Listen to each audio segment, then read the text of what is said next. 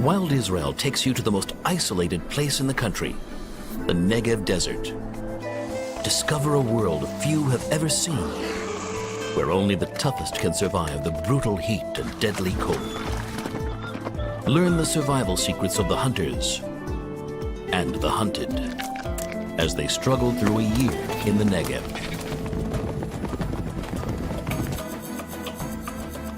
In Israel, history is everywhere. Religion and cultures have intersected over the centuries, but the country is less known for its fascinating wildlife and terrain.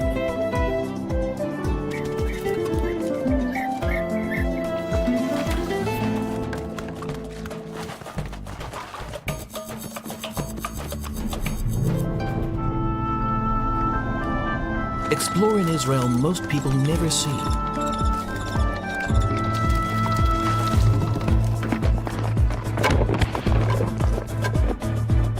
From snowy peaks to the world's lowest sea. From Mediterranean beaches to lush waterfalls. And from colorful coral reefs to green mountains and ancient desert landscapes. And one of the most incredible places of all is a part of the country where survival is a real challenge.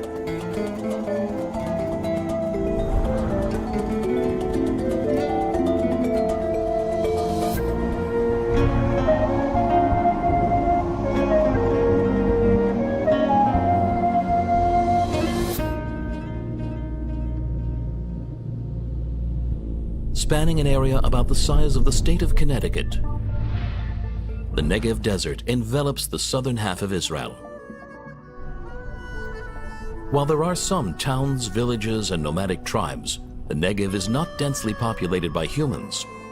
However, wildlife is everywhere. Government laws protect these animals from being hunted, but they still have to protect themselves from each other and from the desert itself. Defying a barren landscape, freezing winters and searing summers, constantly on the prowl for food and water, their survival is little short of a miracle. What are their secrets?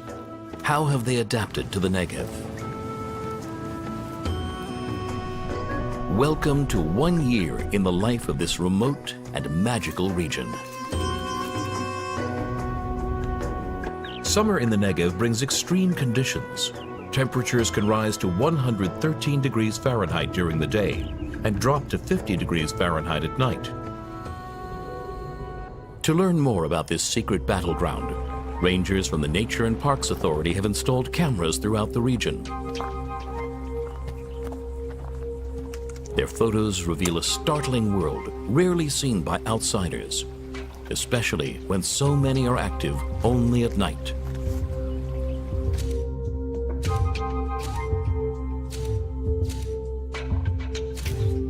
The Arabian wolf is one of the smallest wolves in the world, evolved to survive the Negev.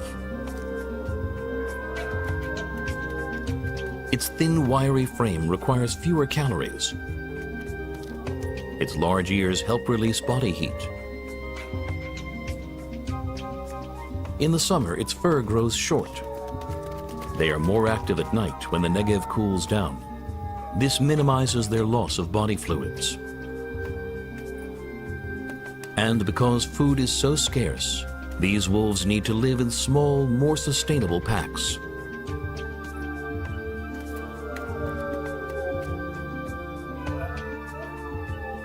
This family has dug its burrow on the Jordanian side of the border. Every night, the parents leave their cubs and roam in search of food, ignoring minefields and barbed wire, crossing the border into the Negev.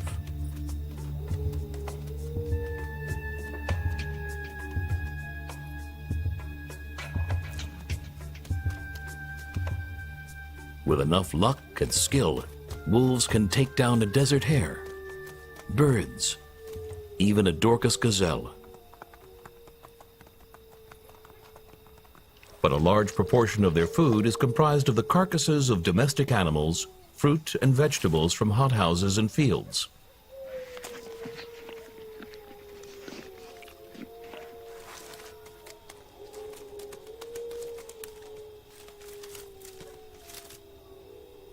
And they have learnt the art of disguise. Wolves will cover themselves in the pungent smell of carcasses. This trick hides their predator smell.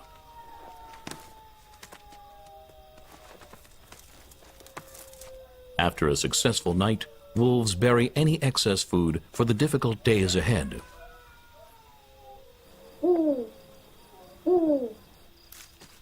While adults hunt, the cubs stay close to the den's entrance. They spend the long waiting hours at play, developing the skills they will need as desert hunters.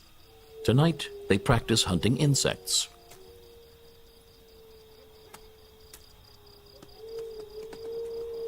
Adult partners enjoy a warm and close relationship.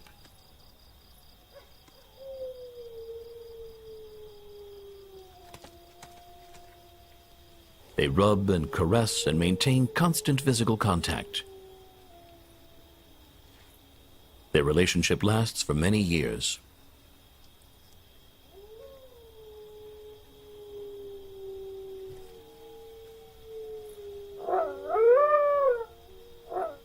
Every night, the pack declares its presence with a symphony of calls.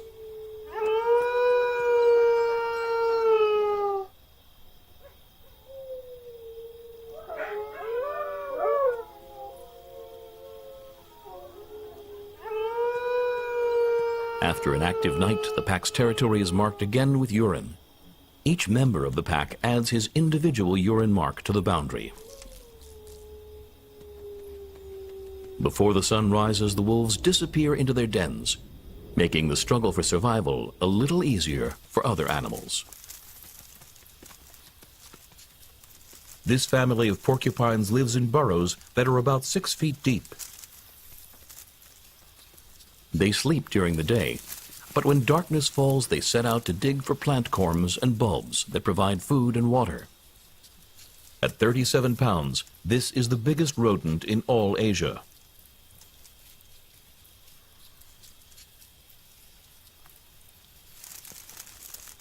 Porcupines rely on their sharp spines to fend off predators. Surviving another night in the Negev, the porcupines take shelter in their burrows to hide away for one more day.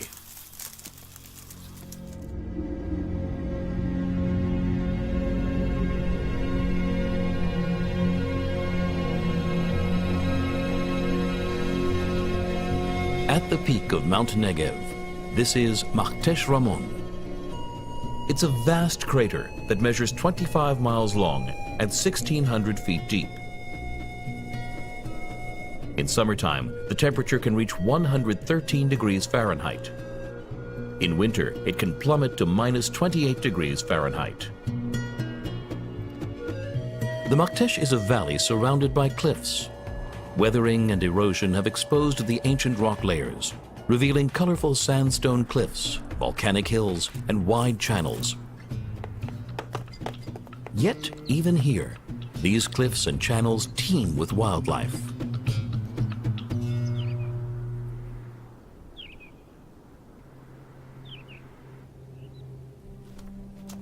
Three different species of hedgehog inhabit the Negev desert. They spend the cool nights and early morning hours hunting insects, scorpions, and even snakes. And each has made it to Israel from a different continent. Originating in Asia, the long-eared hedgehog is like a living radar station, able to pick up minute vibrations made by tiny creatures crawling through the sand. Sometimes, the struggle for survival does not involve a predator or the terrain. Here, two long-eared hedgehogs fight for ownership of the burrow. Each extra minute in the scorching sun may cost them dearly, and the only important thing now is to escape to the cool burrow.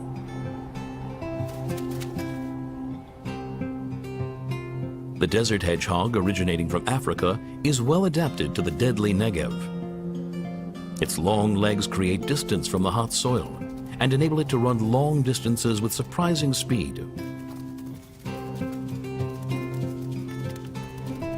In the summer, it is active at night and avoids the daytime heat.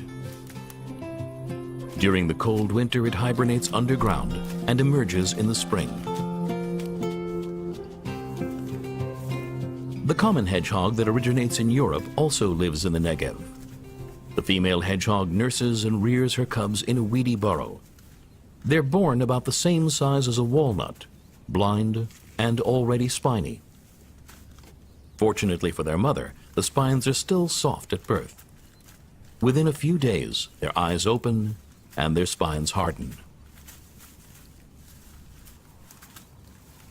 Within 6 weeks, they will have to venture out by themselves into the desert and face all the dangers lying in wait.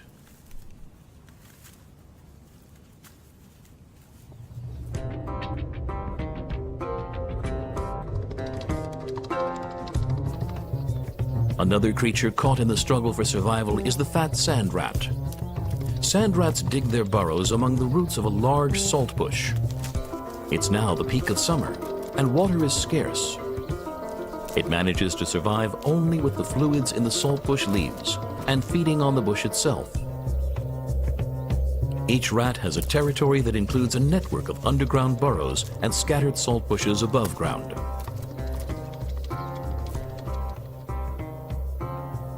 The rat is diurnal, eating in the early morning. When full, it gathers saltbush leaves and takes them down to its burrow. It needs to roam across its territory gathering food without becoming food itself for predators like this falcon. It hovers midair waiting to dive. But this time the little rodent escapes into his protected burrow. Only during the mating season do two partners meet. After mating, the male returns to his burrow, leaving the female to rear the cubs alone. Native to Israel, the caracal is deadly enough to command the top of the food chain.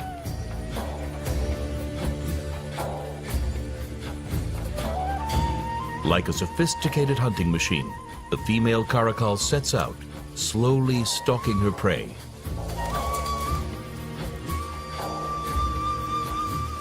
She catches a large rodent in the sandy channel. But the search for food in the desert is never ending. In the afternoon, she ambushes birds that come to drink water.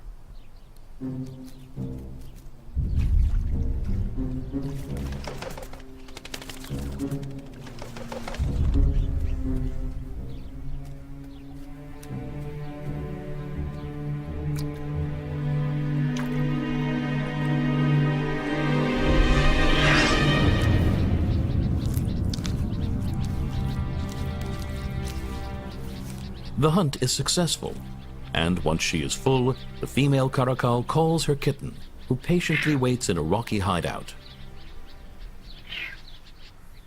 The kitten is threatened by birds of prey and other predators throughout his childhood. His mother will keep him alive until it's his turn to make his way alone. The pool of water is a hub of activity when the hunters depart. And now the hunted can dare to take their place. These are chukars and sand partridges. Once they are sure that danger has passed, they approach, camouflaged like desert stones. Families of chukars and sand partridges cannot afford to linger here. The risks are too great.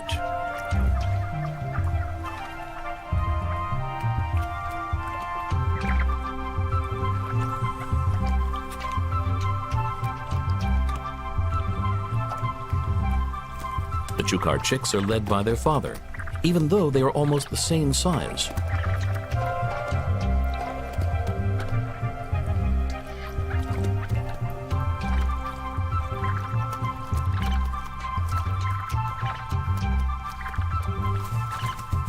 Sand partridges teach their chicks where to find the rare water sources in the desert.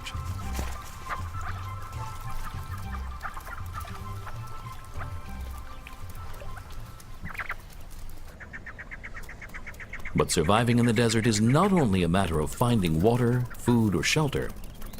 It also means staying and fighting back together. In the Negev, some smaller animals have developed communal defense strategies.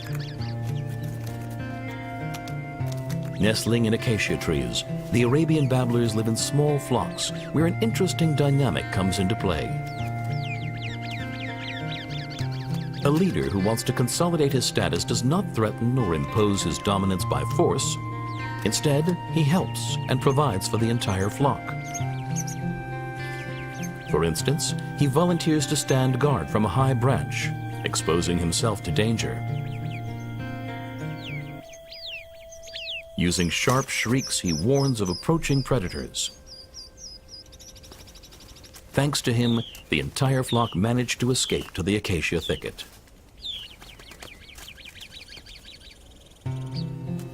The leader displays his strength and courage by feeding others.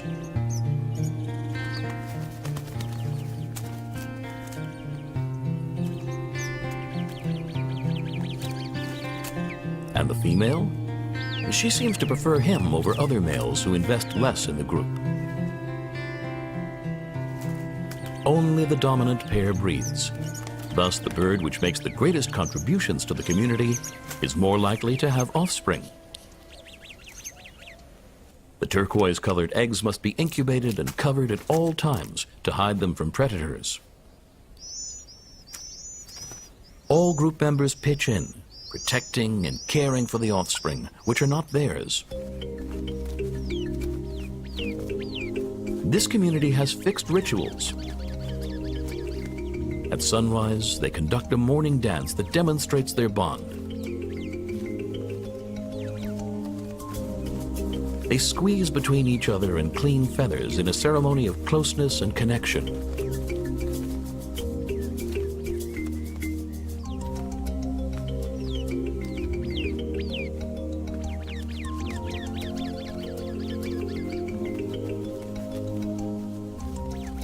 Volunteering for the community is particularly noticeable at times of danger. A Palestine saw-scaled viper threatens the babblers' area. All members of the group surround the poisonous snake, and the dominant babblers attack it, even if it means risking their own lives. The viper is particularly dangerous for small birds like babblers because it is active during both night and day. This time, the babblers win the battle, but they're not always so lucky. The ability to fly is their greatest defense. For some other animals, being grounded does not automatically mean a death sentence.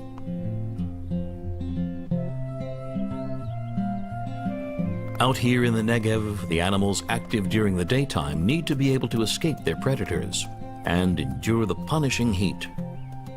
The Negev is home to herds of Dorcas and acacia gazelles. These animals can reach speeds of up to 50 miles an hour.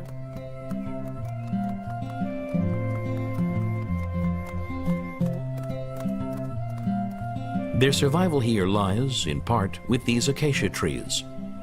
The acacia's sweet flowers and seed pods provide an important dietary supplement. Each morning, the gazelle feeds on flowers that fell during the night. The Dorcas gazelle obtains all the fluids it needs from the leaves. Light-footed and fast, the gazelle is well adapted to the wide desert plains. Its sand-colored coat provides essential camouflage. At times, it almost seems to vanish into thin air.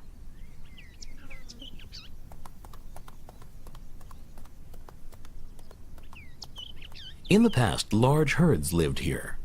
Proof of this lies in ancient hunting structures known as desert kites. The kites are built from two low stone walls that forced the animals to run into a trap.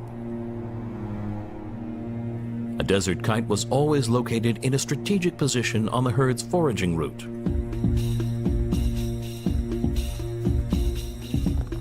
In a hunting attack, the frightened gazelles run the length of the stone walls straight into the trap, a deep pit.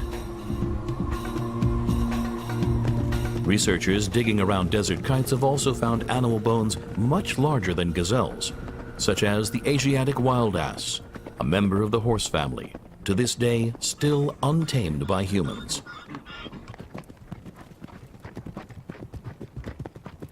The wild ass can weigh up to 440 pounds. Sustaining that kind of weight in the desert heat requires it to drink every day, and this compels it to travel huge spans in order to find watering holes.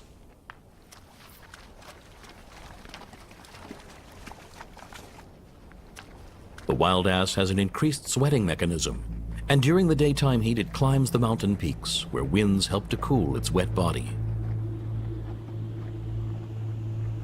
In the afternoon, wild ass from throughout the Negev highlands gather at the waterhole, camouflaged and almost unseen.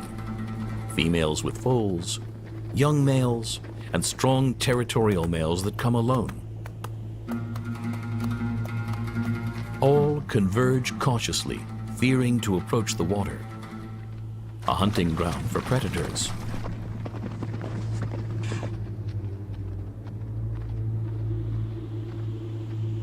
The gathering at the waterhole provides an opportunity to measure social status and to find a mate.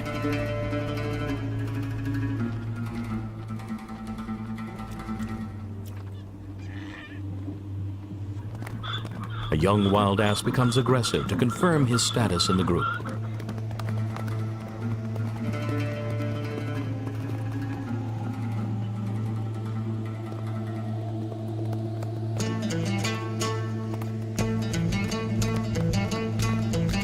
Another begins a wild, insistent chase after a female.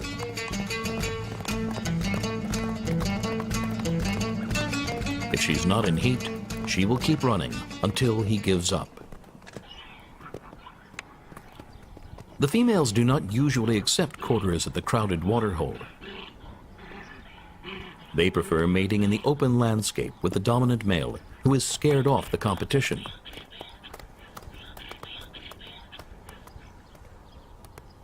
The pregnancy lasts 11 months, and the foal stays with its mother for an entire year.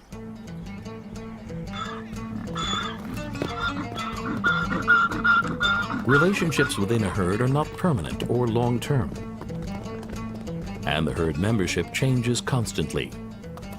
But there is still affection and intimacy here. This adult female has a collar as part of a research study. Until 1927, Asiatic wild ass lived throughout Middle Eastern deserts. However, due to extensive hunting, they currently face worldwide extinction.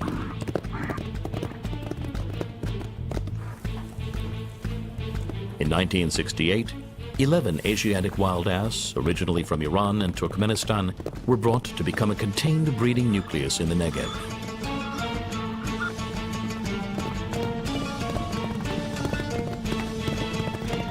The breeding nucleus was highly successful and generated a large wild ass population. A few dozen were released into the wild, survived, bred, and became this large herd, numbering some 250 Asiatic wild ass. The sky fills with autumn clouds, but there's no guarantee the rains will come soon. The animals face a constant battle to endure and prevail. They've seen no rain for the last 12 months. And so does the varied plant life. These Sternbergia and meadow saffron flower early. They are perennials, feeding from their bulbs or corms, food storage organs below ground. This allows them to survive where other plants would die. But these plants are still desperate for rain. Luckily, this year the rain arrives just in time. The entire desert sighs with relief. But within a few hours, so much rain falls, the desert soil cannot absorb it all.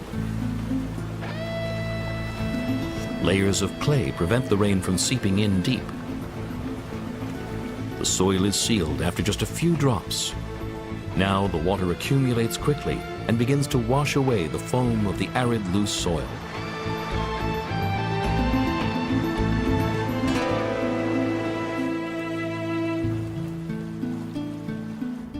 This is the best time in the desert. Everybody is happy. Among these rocks hides a small plant with unique survival skills, Asteriscus hierochonticus.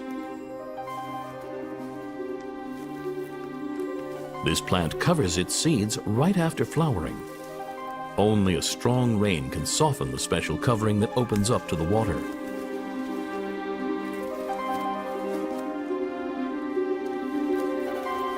The seeds can wait and survive for years for a rain heavy enough to wake them from their slumber.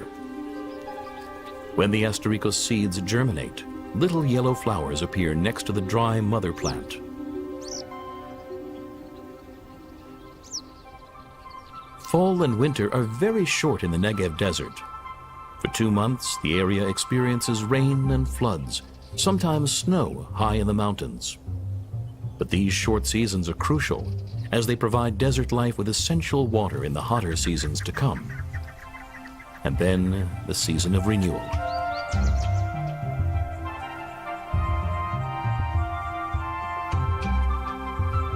In a rain-soaked Negev, spring can bloom suddenly, throwing the desert into a brief celebration of colors and smells.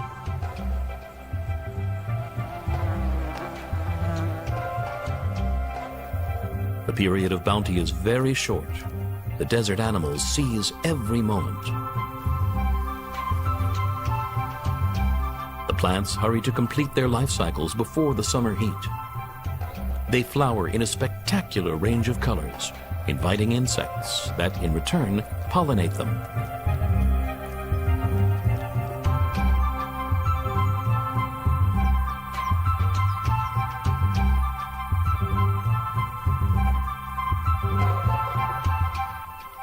Red tulips adorn the mountains, taking in the morning dew, their bulbs buried deep in the rock crevices where the water supply lasts longer.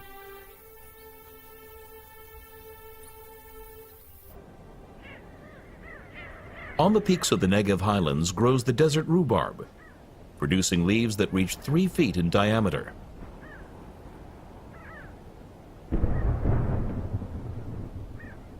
The rhubarb is called the self-watering plant. Each raindrop falling on its enormous leaf is channeled down to the root system, providing it with 16 times more water than all the rain splashing around it.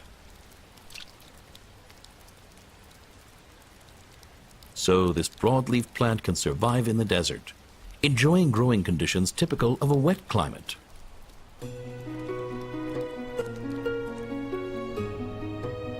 The temperature starts rising. The soil starts to lose its moisture.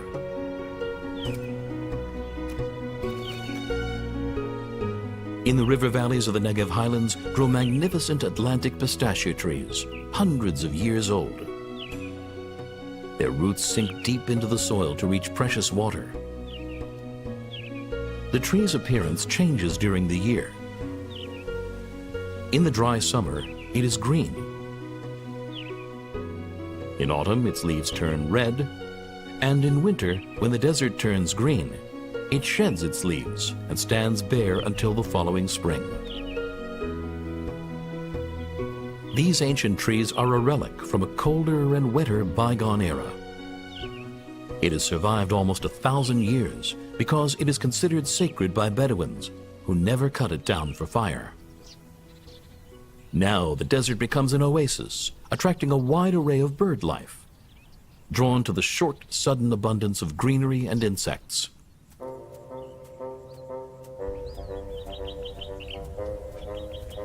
In the spring, the male McQueen's bustard performs elaborate dancing ceremonies. The female watches the males from her hiding place and chooses her partner for the mating season.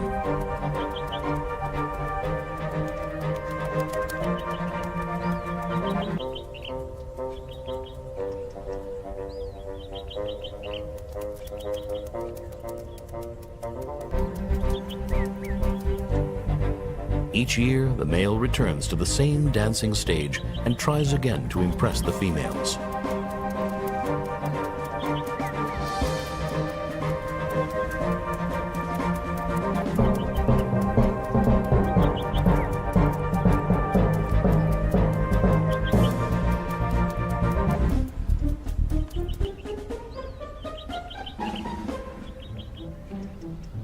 This is the rare cream-colored courser. The courser uses this moment of bounty to rear its chicks on the riverbed vegetation.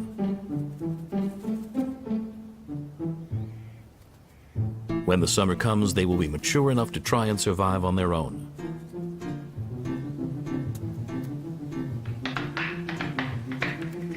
The cream-colored courser flies well, but if there is no danger around, it prefers to run. Also fighting for food and space in the Negev is another bird, the Temminck's horned lark.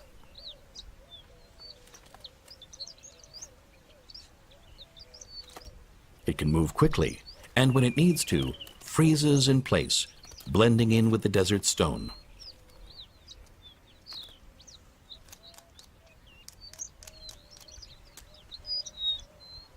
In early summer, the males define and defend their nesting territory, standing and singing on shrubs and stones.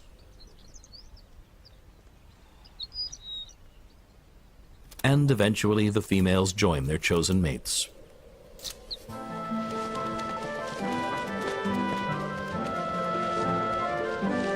Springtime signals a vast northward migration by storks leaving Africa for their nesting areas in Europe and Asia.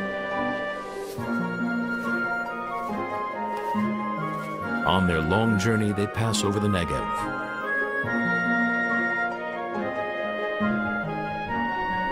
Most of them hurry by, ignoring the flowering desert.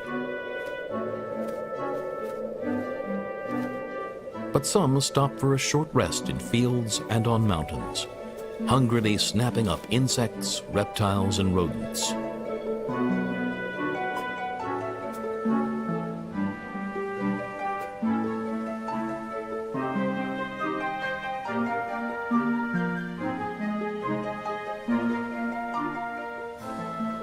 The stork's annual journey is a huge feat. Leaving Germany in the autumn, wintering in Africa, and flying back to Germany.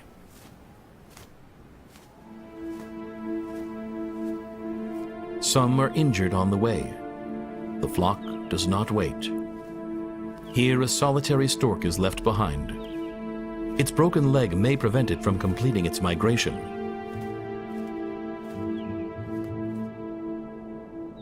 A tragedy for the stork, a welcome sight for a hungry predator.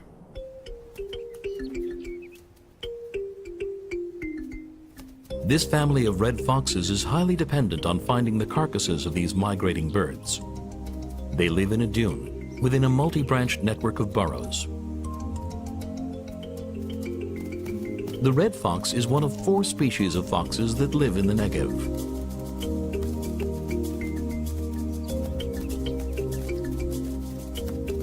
Thanks to the wet winter and abundant food, all 7 cubs have survived, so far. They spend their days playing at the den's entrance, running and leaping in the relative coolness.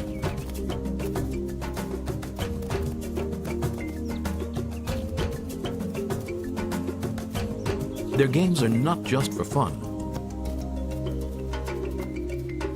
Learning to make those same leaps will be useful for hunting and mating rituals, all just months away for these cubs.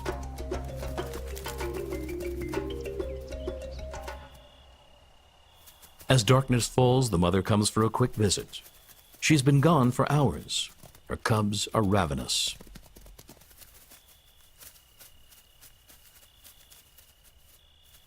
The suckling is quick, and the 7 youngsters are no longer satisfied with their milk ration.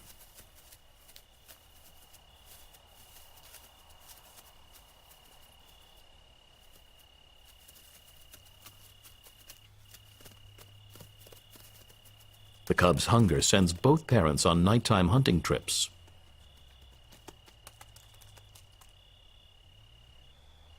The young still don't leave the den's entrances and wait impatiently for their parents and their food.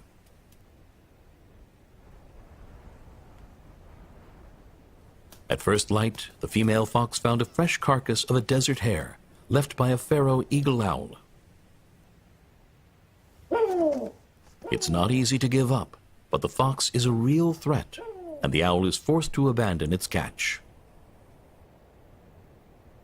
Its chicks waiting hungrily in the rock will not get this meal. The female fox hurries to the maze of burrows. This morning, all 7 of her cubs will go to sleep fed and satisfied. The mother has won another day in the Negev for her young family. She can never know if it will be their last.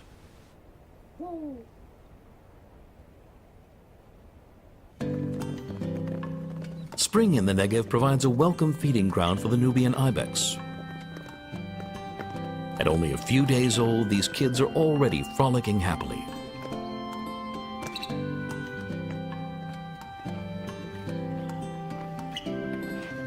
At first light, the young enjoy friendly horn fights. The young females also join the play fighting.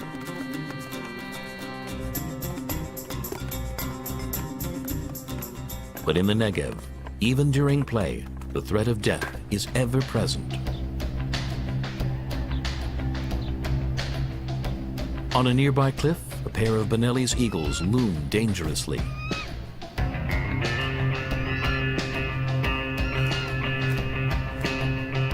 These eagles are quick enough, strong enough to steal a young ibex kid, so the young must stay with the herd for the first weeks of life.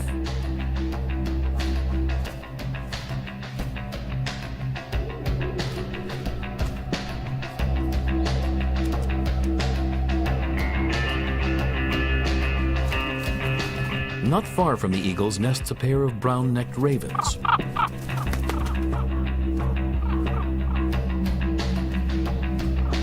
They harass the eagles and annoy them.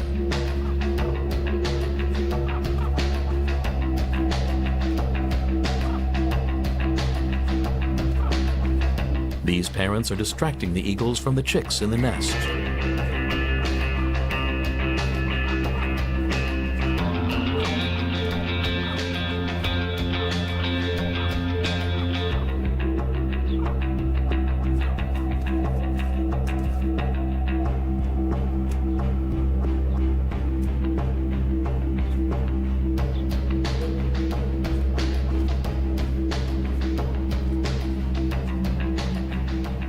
In the heat of the day, the ibex leads her young kid to the spring.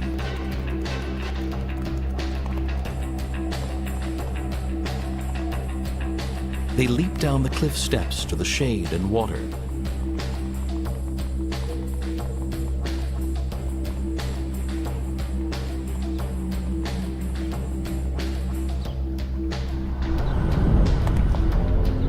Without thinking twice, the mother leaps over the last gap. For the kid, this is an unpassable chasm. He doesn't dare leap after her and looks for another way with growing anxiety. If he can't get to his mother, his fate might be sealed. A young solitary ibex kid is easy prey for Benelli's eagles, and even if he survives the daylight hours, he's no match for the nocturnal predators, hyenas and wolves. There is no other way. His mother calls him from the depths of the canyon.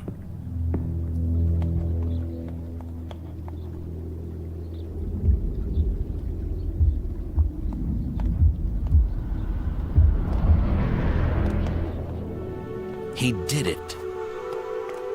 His leaping and climbing skills will improve within days. In the meantime, he rushes to safety by his mother's side. The rising temperatures and dry water holes drive the ibex to the springs. Ibex require a daily supply of drinking water, and there are few desert springs with a year-round permanent stable water supply. And in the Negev, water can be found in the most unlikely places.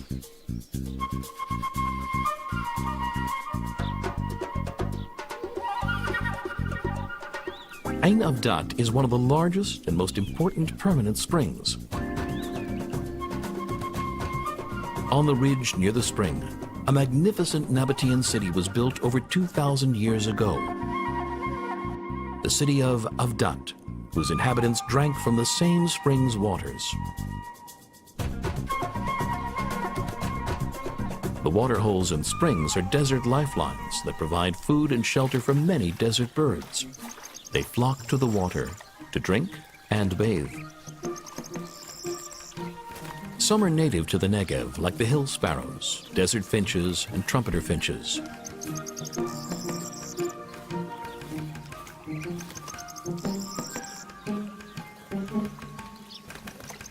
Others, like the Namakwa dove, come from Africa. This is the most northern place it lives. Another bird able to survive here is the rock martin. It collects mud from the river channel in its beak and builds its nest in the canyon's crevices, not far from water. The chicks grow in a padded, comfortable mud house.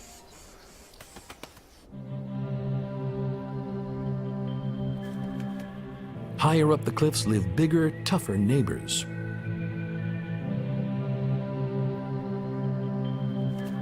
On the rocky ledges of the Ain Avdat cliffs, migrating annually from Africa, is the Egyptian vulture,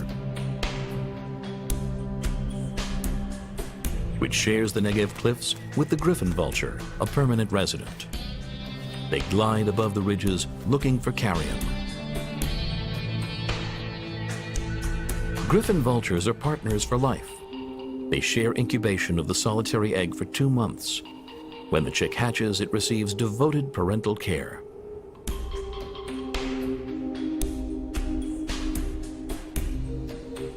Even after leaving the nest, it returns to demand food from its parents until the next egg is laid.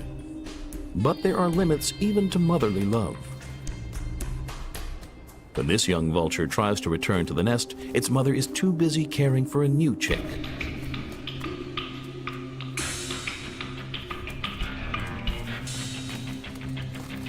This young vulture must search for his food alone now, a mission that has become harder in recent years.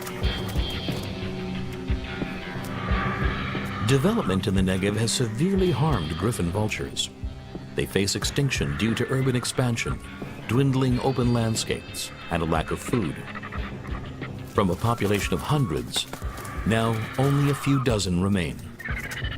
To support the population that nests in the region, nature reserve rangers have set up a number of feeding stations.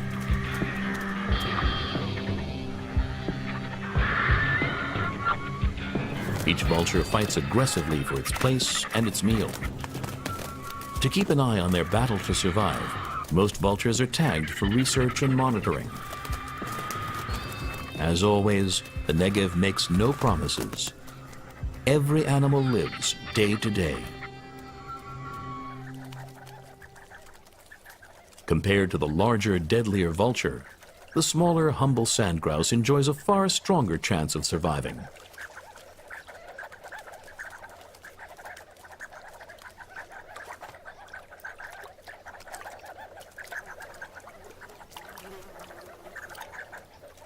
In the Negev, there are 5 species of sand grouse. They come to the water at fixed hours, some species immediately after sunrise, others just before sunset.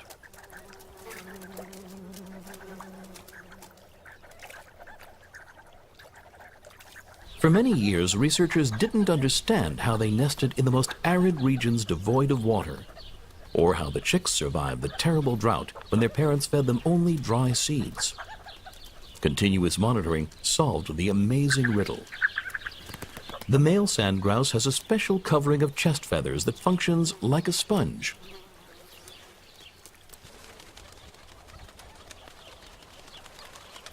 The male flies tens of miles from the nest to a water source and absorbs water in his chest feathers and then flies back to the nest. The chicks poke their beaks into his chest feathers and drink the water, as if he was a flying water bottle. Sand grouse are the preferred game bird throughout the Middle East, but in Israel they are fully protected, like all wild animals.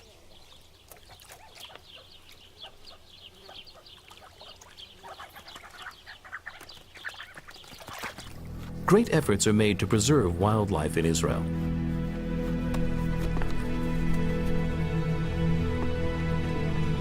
In 1968, the Nature and Parks Authority created the Yotvata Wildlife Reserve in the Negev. a desert center for conserving and nurturing species on the brink of extinction.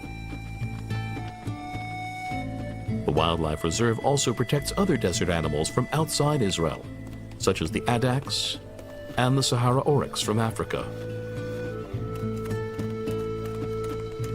In the open area of the wildlife reserve is a breeding nucleus of Arabian oryx that lived previously in Israel and Arabia and is currently under threat of worldwide extinction. In the spring, dozens of young oryx were born.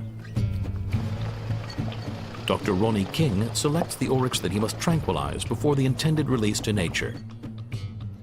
He shoots the selected oryx with a tranquilizing arrow. Its horns are sharp and dangerous, and it is treated with due caution. The rangers attach a radio transmitter to the oryx's neck in order to monitor its integration and acclimation to the free herd in the Negev landscape. The young oryx are brought to the acclimation pen, from where they will be released to nature, join the herd, and run free in the Negev landscape. About 100 oryx already live and reproduce in the Negev. For the winners in this battleground, summer comes again. The males once again prepare for mating season. An entire year has passed in the Negev. Freezing nights and burning days, scarce food and water, and unforgiving predators. But time and nature do not stop. The young wolves go hunting by themselves. Herds of animals start to roam in search of water. All want to survive another year in the Negev. It is the only home they know.